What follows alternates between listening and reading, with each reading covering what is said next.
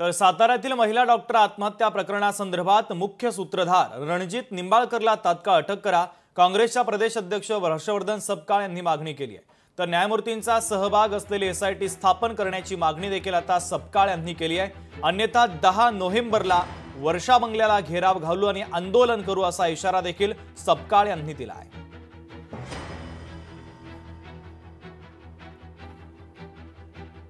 SIT स्थापन झालेली आहे।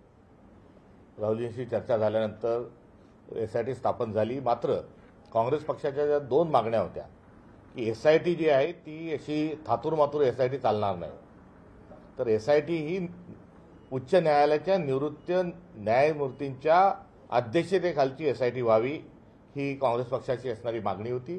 तद्वतच या घटनेतला आका हा दुसरा तिसरा कोणी नसून रणजित नाईक निंबाळकर आहेत आणि त्यांना या प्रकरणात ताबडतोब अटक व्हावी, कारण तशा प्रकारे कुटुंबांनी बयान दिलेलं आहे, तक्रार दिलेली आहे, जे पत्र लिहिलेलं आहे त्या पत्राच्या अनुषंगानं जी तक्रार आहे त्यानुसार रणजित नाईक निंबाळकर यांना अटक करण्यात यावी। लोकशाही मराठी ऐका, पहा, जागरूक रहा।